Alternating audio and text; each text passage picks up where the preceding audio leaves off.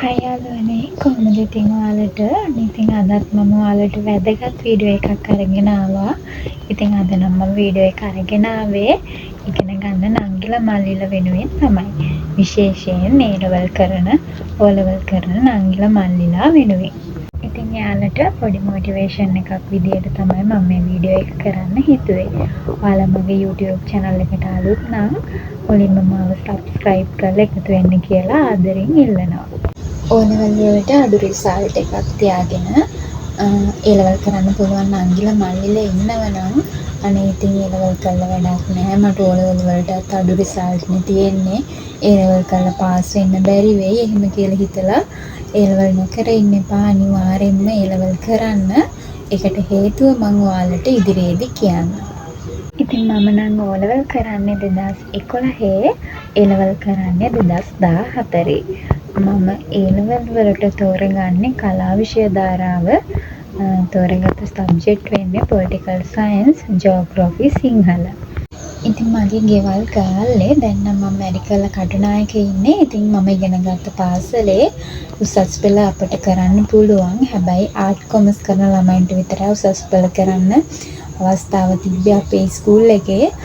Maths, science, music කරන ළමයින්ට ඉතින් වෙන ස්කූල් එකකට යන්න වෙනවා. ඉතින් මම කියවනේ දැන් මම තෝරගත්තේ political science, geography, සිංහල කියලා. ඉතින් මම ක්ලාස් ගියේ ගාල්ලේ සිපාරයකට. පොලිටිකල් වලට ගියේ සේනාධි අතුකෝරළ සර්ගේ, සිංහල වලට ගියේ නිශාන්ත වික්‍රමසේකර සර්ගේ, ජියෝග්‍රැෆි වලට නම් මම ක්ලාස් ගියේ නෑ. ඉතින් මම O level කරද්දී නම් එච්චර ඉගෙන ගන්න දක්ෂ නැහැ. මට O level රිසල්ට් තිබුණේ මම කොහමද සබ්ජෙක්ට් 9ම පාස් වුණා. මට ඒකයි B එකයි අනිත් ඔක්කොම C තිබුණේ.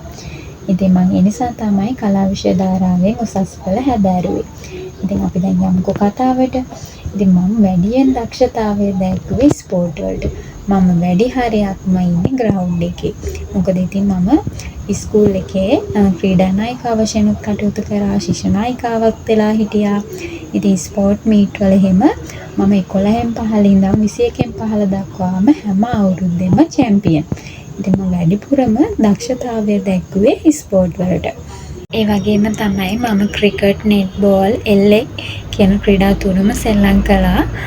ක්‍රිකට් ටීම් එකේ නායිකාව වශයෙන් කටයුතු කරා. ඉතින් මම වැඩිපුරම ග්‍රවුන්ඩ් එකේ තමයි ඉතින් කාලය ගත කරන්නේ. මොකද මැචස් තියෙනකොට අපි පුරුදු වෙන්න ඕනනේ. ඉතින් ඒ හින්දා වැඩිපුරම මම කාලය ගත කරන්නේ ග්‍රවුන්ඩ් එකේ. ඉතින් ගොඩක් අය හිතුවා මේ මට A level පාස් වෙන්න නම් බැරි වෙයි. ඉතින් ටීචර්ස්ලා බයිනවා මේ පන්ති ඉන්නෙම නෑ කොහොමද පුතේ ඔයා A level කොට දාගන්නේ එහෙම කියලා. ඉතින් ගොඩක් වෙලාවට ටීචර්ස්ලා බයිනවා මේ හැම වෙලාවෙම ග්‍රවුන්ඩ් එකේමයි කියලා. හැබැයි ඉතින් හැම එක්සෑම් එකකදීම මට හොඳට ලකුණු තියෙනවා. හැම පාරම මම පන්තියේ පළවෙනියක් වෙනවා. මොකද ඉතින් මම ක්ලාස් ගියානේ. ක්ලාස් යනකොට මම ඉතින් ඒක කොහොම හරි අල්ල ගන්නවා.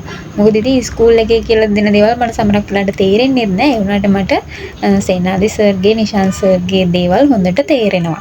ඉතින් සමහර ළමයින්ට ප්‍රශ්න වලට හොඳට හිතලා උත්තර ලියන්න පුළුවන්. දැන් ප්‍රශ්නයක් දුන්නම ඒක කරුණු තියෙනවා නම් ගලපලා එහෙම ලියන්න පුළුවන්. හැබැයි මට නම් කතන්දරයක්වත් එහෙමනම් ගලපලා ලියා ගන්න බෑ. ඉතින් මම කරපු ටිප්ස් එකක් තමයි දැන් අපිට නිශාන්ත සර්, සේනල් සර් නෝට් එකක් දෙනවනේ.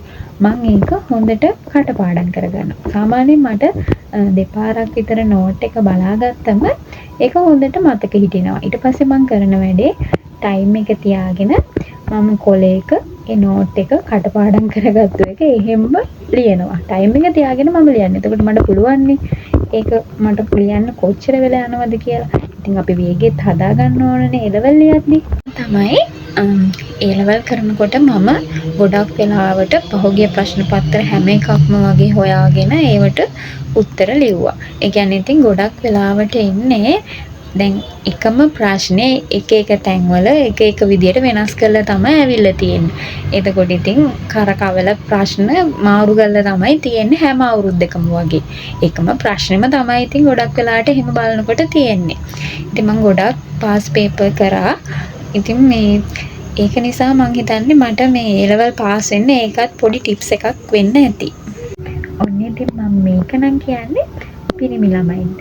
මම එලවල් කරන කාලේ මගේ යාළුවෙක්ගේ බොයිෆ්‍රෙන්ඩ් කෙනෙක් හිටියා. එයා ඉතින් බැලුවොත් නැත්නම් ඉන්නේ බස් ස්ටෑන්ඩ් එකේම යාළුවොත් එක්ක. මම හිතන්නේ බොයිස් ස්කූල් එකකට ගියේ. එයා කරේ කොමර්ස්.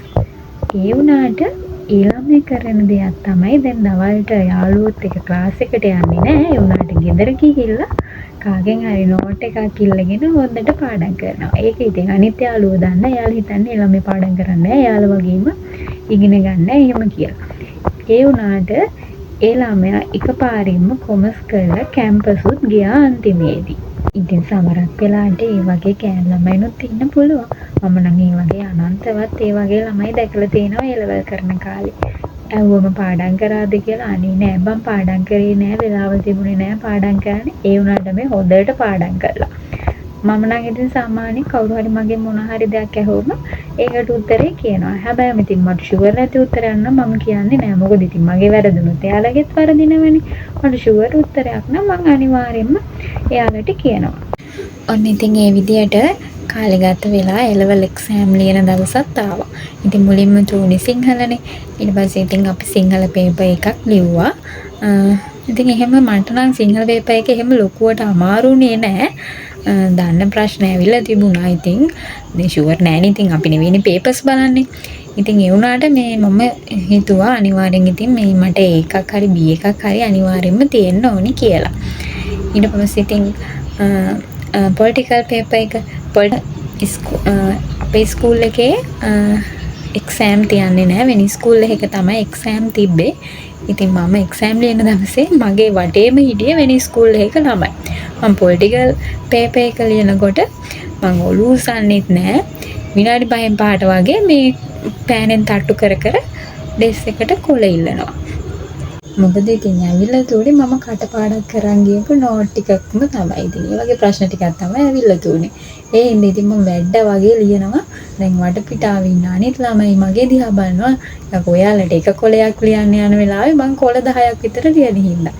ඉතින් මමත් ඉතින් පොඩි ගැම්මෙන් කොල ඉල්ලනවා මේ මම දන්නවනේ දැන් කටපාඩම් හින්දා ඉතින් මමත් කිසි ගාලා ලියාගෙන ගියා. ආයිත් මට ඔයාලට කියන්න අමතක වුණානේ. මම සිංහල පේපර් එක ගෙදර ලියලා ඇවිල්ලා පේපර් එක ආයෙ මතක් කරලා බලද්දි තමයි මට මතක් වුණේ අර සාරාංශකරණය තුනෙන්ද කොහෙදනේ බෙදන්න තියෙන්නේ. මම ඒක බෙදලා දුන්නේ දෙකෙන්. මට ගෙදර ආවට පස්සේ තමයි මතක් වුණේ මම සාරාංශකරණය බෙදුවේ දෙකෙන් නේද කියලා. ඉතින් මොනා කරන්නද ඉතින් මොකද ආපස්සට ගිහින් පේපර් එක හදන්න බෑනේ. ඉතින් මං හිතුවා අනිවාර්යෙන් ඉතින් මේ එතන නම් ලකුණු මට අඩු වෙනවා කියලා. ඊට පස්සේ අන්න ඉතින් ජියෝග්‍රැෆි පේපර් එක තිබ්බා. ඉතින් මම ජියෝග්‍රැෆි වලට නම් ක්ලාස් ගියේ නෑ. මොකද මට ස්කූල් එකේ ටීචර් කියා දෙන දේවල් තේරෙනවා. ඉතින් මම ඒ හින්දා හිතුවා ඉතින් ජියෝග්‍රැෆි වලට ක්ලාස් යන්නේ නෑ කියලා. මොකද මේ සිපාරිකේ ඒ දවස්වල ජියෝග්‍රැෆි කරපු සර් මට එච්චර අල්ලන්නේ නෑ. එයා කියලා දෙන දේවල් තේරෙන්නේ නැහැ. ඒ නිසා ඉතින් මම ජියෝග්‍රැෆි වලට ක්ලාස් ගියේ නෑ. හැබැයි ඉතින් ජියෝග්‍රැෆි පේපර් එක ලියනකොට තමයි ඒකේ රංගේ තේරුනේ. මොකද ජියෝග්‍රැෆි පේපර් එක ටිකක් අමාරුයි. හැබැයි ඉතින් මම ලියුවා. ඒ වුණාට ඉතින් මම හිතුවා ඉතින් මට ඒකට නම් ලොකු රිසල්ට් එකක් නැතුව ඇති කියලා. ඊට පස්සේ ඉතින් රිසල්ට් එනකම් මම ස්පෝකන් ඉංග්‍රීසි කෝස් එකක් කරා. ඊට පස්සේ ඔන්නේ ඉතින් ඊළඟ රිසල්ට් ආවා. ඉතින් මම බලාපොරොත්තු වුණේ නැති රිසල්ට් එකක් තමයි මට ඇවිල්ලා තිබුණේ. මට තිබුණේ B2යි C1යි. ඉතින් ජියෝග්‍රැෆි වලට තුනේ C1, සිංහලයි පොලිටිකල් වලටයි තුනේ B2. ඉතින් ඉස්කෝලේ ටීචර්ස්ලටත් හිතා ගන්න බැරි වුණා. මොකද මම යාළුවා හිතුවේ නෑ මම ඒ ලෙවල් පාස් වෙයි කියලා. මොකද මේ වැඩි හරියක් මම හිටියේ ග්‍රවුන්ඩ් එකේනේ. ඉතින් යාළුවටත් හරි පුදුමයි එච්චර ලොකු රිසල්ට් එකක් දැම්මම. හැබැයි ඉතින් මම හිතුවා අනිවාර්ය සිංහල වලට නම් මට B එකක් වෙන්න ඕනි කියලා. මොකද මම ඔයාලට කිව්වනේ මට සාරාංශකරණය ඒක එතෙන්දි මට පොඩ්ඩක් වැරදුනා කියලා. හැබැයි ඉතින් මම පොලිටිකල් වලට නම් ඒකක් බලාපොරොත්තුෙන් හිටියේ. ඉතින් අනේ මන්දා ඉතින් මට ඒකට ඇවිල්ලා තුනේ B එකක්. හැබැයි ඉතින් ජියෝග්‍රැෆි නම් මම කිව්වනේ මට පේපර් එක අමාරුයි කියලා. ඒකට ඉතින් C එකක් තමයි ඇවිල්ලා තිබුණේ. ඊට පස්සේ ඉතින් ඊට පස්සේ දැන් මම ඔයාලට කියන්නම්කෝ. මම ඔයාලට කිව්වනේ O-level වලට අඩු රිසල්ට් එකක් තිබුණා කියලා A-level නොකර ඉන්න එපා කියලා. අන්න ඒකට හේතුව මම දැන් ඔයාලට කියන්නම්. මොකද O-level වලට හොඳ රිසල්ට් තිබුණු එක්කෙනෙක්වත් කැම්පස් ගියේ නැහැ. හැබැයි O level වලට අඩු රිසල්ට් තිබ්බ ගොඩක් අය අපේ අවුරුද්දේ කැම්පස් ගියා. මොකද අපි කිසිම කෙනෙක්ව අවතක්සේරු කරන්න නරකයි. O level වලට අඩු රිසල්ට් එකක් තිබුණේ කියලා A level වලට හැම වෙන්නේ නැහැ. යාළුවගේ දක්ෂතාවය අනුව තමයි ඒක තීරණය වෙන්නේ. ගොඩක් ළමයි O level වලට මට ලොකු රිසල්ට් එකක් තියෙනවා A level වල ලොකු ගේමක් නැහැ එහෙම කියලා හිතලා ඉතින් පාඩම් නොකර ඉන්න ළමනුත් ඉන්නවා. එහෙම නෙවෙයි ඉතින් අපි පාඩම් කරන්න ඕනේ ඒ වෙනුවෙන් කැප වෙලා වැඩ කරන්න ඕනේ. ඉතින් අපිට එතකොට ලොකු රිසල්ට් එකක් දාන්න පුළුවන්. ඉතින් ඊට පස්සේ මම හිතාගත්තා ආයෙ සෙකන්ඩ් ට්‍රයි කරලා අනිවාර්යෙන් කැම්පස් යනවා කියලා. හැබැයි ඉතින් ඒ තීරණය ටික දවසක් යනකොට වෙනස් වුණා. ඒකට හේතුව දැන් මම ඔයාලට එක්ක ෂෙයා කරගන්නම්කෝ. ඉතින් මම සෙකන්ඩ් ට්‍රයි කරන්න ලෑස්ති වෙලා හිටියේ. ඒ කාලේ මේ අපි නෑ කෙනෙක්ගේ දුවල දෙන්නෙක් හිටියා මැලේසියාවල. යාලා ලංකාවට ආපු වෙලාවේ ඉතින් මට යෝජනා කරා යාලත් එක්ක මැලේසියා යන්න කියලා. මමත් ඉතින් ආස වුණා එහෙම වෙන රටකට ගිහිල්ලා මේ ජොබ් එකක් කරන්න. ඉතින් ගෙදර අයගේ කැමැත්ත අරගෙන මම සෙකන්ඩ් ට්‍රයි කරන්න නැතුව මැලේසියා යන්න කැමති වුණා. ඉතින් ඊට පස්සේ ඉතින් මම මැලේසියා ගියා. මැලේසියාවල මෙඩිකල් කම්පැනි එක තමයි මම වර්ක් කරේ. ඉතින් අවුරුදු 2කමාරක් විතර මම මැලේසියාවල හිටියා. ඒ අතරතුර shopping ගියපු වෙලාවක මගේ පාස්පෝර්ට් එක නැති වුණා. ඉතින් පාස්පෝර්ට් එකක් නැතුව අපිට ඉන්න බෑනේ. ඊට පස්සේ මම කරපු වැඩේ one day පාස්පෝර්ට් එකක් හදාගෙන ආයෙ ලංකාවට ආවා. මේ පාස්පෝර්ට් එක හදාගෙන ආයෙත් යනවා කියලා හිතාගෙන. හැබැයි ඉතින් ගෙදර ආවට පස්සේ අපේ තාත්තා ආයෙත් මට මැලේසියා යන්න දුන්නේ නැහැ. ඊට පස්සේ ඉතින් මාස 2-3ක් විතර ලංකාවට ඇවිල්ලා ඉන්නකොට මේ දැන් මට කම්මැලි. ඉතින් ගෙදර ඉන්න ජොබ් එකක් නොකර ආයෙ level කරන්නත් කම්මැලි.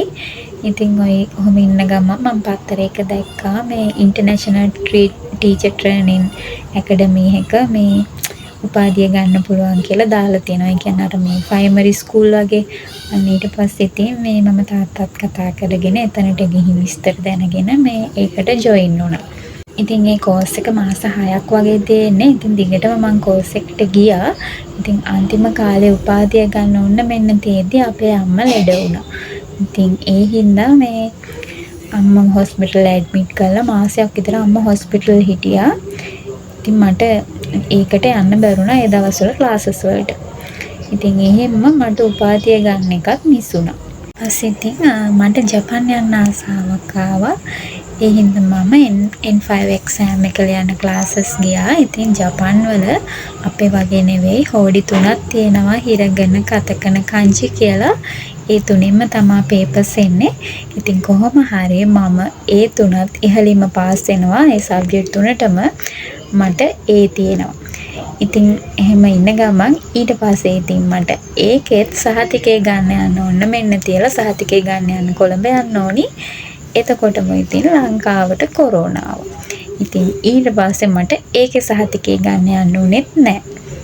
හැබැයි ඉතින් ඉගෙන ගන්නත් කිසිම දෙයක් අපතේ යන්නේ නැහැ. අපි ඉපදුණු දවසේ ඉඳන් අපි මැරෙනකම්ම ඉගෙන ගන්නවා.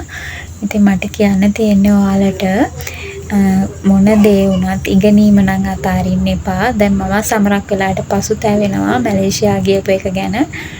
ආයෙ සෙකන්ඩ් ට්‍රයි කරා නම් සමහර විට මම කැම්පස් යන්න ඉඩ දුණා. හැබැයි මම සමරක් වෙලාවට දැන් හිතනවා කැම්පස් කියනවා මම අනිවාර්යෙන් රාජ්‍ය ජොබ් කරන කෙනෙක් නෙමෙයි කරන්න හිතන්නේ. එහෙනම් ඉතින් මට මගේ හස්බන්ඩ් ලැබෙන්නේ නැහැ. ඒ ගැන හිතලා මම සතුටු වෙනවා. ඉතින් මගේ හස්බන්ඩ් කොහොමද ජොබ් කරනවට කැමති නෑ. එයා මම ජොබ් එකක් කරන්නේ නෑ දැන්. මම දැන් ගෙදර ඉන්නේ. මොකද මට චූටි බබෙක් ඉන්නවා. ඒ නිසා ඉතින් මට දැන් ජොබ් කරන්නත් බෑ. ඔන්න ඉතින් ඔය විදිහට තමයි මගේ ජීවිතේ තීරණය වුනේ. ඉතින් මේ වීඩියෝ එක හොඳ නම් අනිවාර්යෙන්ම මාව subscribe කරන්න අමතක කරන්නත් එපා. ඉතින් මම කියනවා මෙසර A level කරන නංගිල මල්ලිලාට මම විශ් කරනවා A level ඉහළින්ම සමත් වෙන්න කියලා.